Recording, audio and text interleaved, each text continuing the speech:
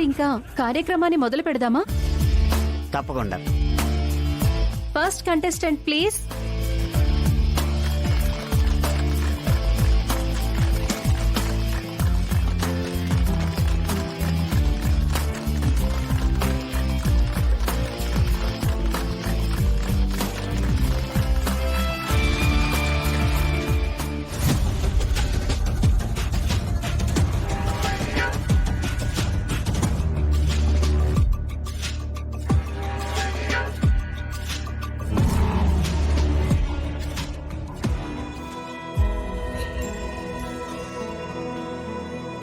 నిన్నే కోరేనే నిన్నే కోరే ఆపేదేలా నీ చూపునే లేనే లేనే నువ్వైనేనే దారే మారే నీ వైపునే మనసులో విరబూసిన ప్రతి ఆశ నీ వలనే నీ జతే మరి చేరిన ఇక మరువనే నన్నే హృదయమా వినవే హృదయమా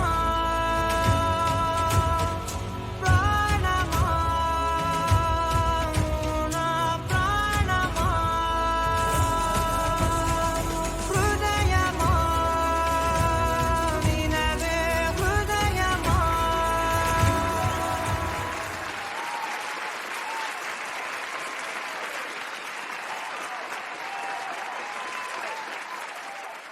నెక్స్ట్ కంటెస్టెంట్ ప్లీజ్.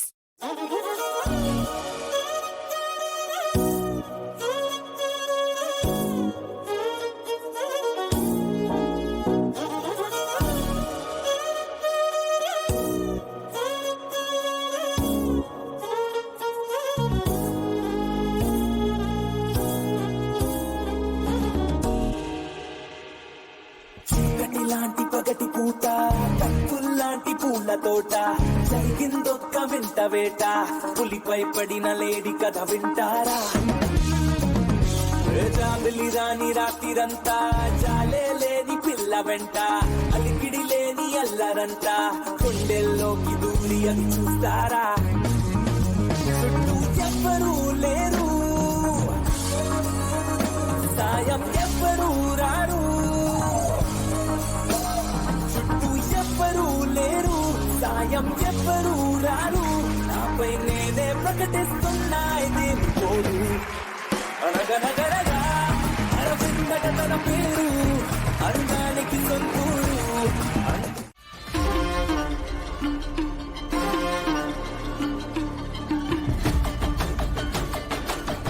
చరణ్ ఏమైపోయావురా? ఎవరు నిన్ను కిడ్నాప్ చేసింది?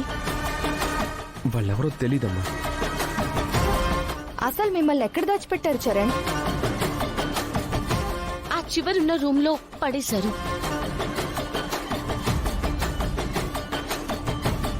అంటే ఇదెవరో కావాలనే చేశారు. ఇక్కడ నీకు శత్రువులు ఎవరున్నారు?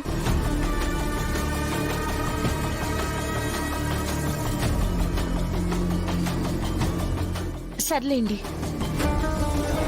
జరిగిన దాని గురించి వదిలేసేయండి. సెకండ్ రౌండ్ మీద కాన్సన్ట్రేట్ చేద్దాం. ఇక మీకే ప్రమాదం రాదు. మీకు తోడుగా నేనుంటాను. కొంచెం అలసటగా ఉన్నారు, ఉండండి నేను జ్యూస్ తీసుకొస్తాను.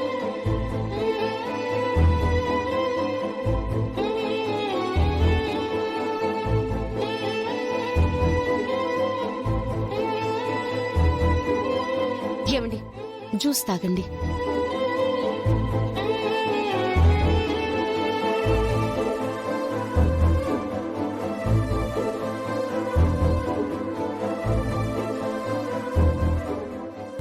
హే, లాస్ట్ లో పాడాడే చరణ్ అంటే అతనే.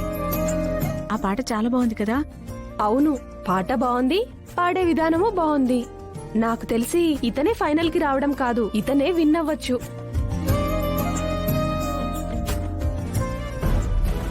రే, నాకు తెలిసి వీడు పాట అంటూ పాడాడంటే సెకండ్ రౌండ్లోనే కాదు, ఫైనల్ రౌండ్లో కూడా విన్నర్ వీడే అవుతాడు. అందుకే వీడిని ఆపాలనుకున్నా, కానీ కుదరలేదు.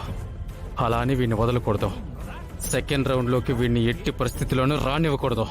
మరి ఇప్పుడు ఏం చేస్తావురా?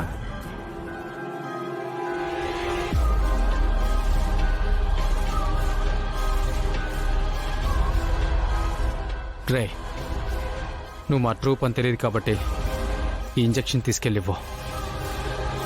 రే వాడికి తెలియకుండా వెళ్ళి వాడికి గుచ్చిపడేసి. కేర్ఫుల్.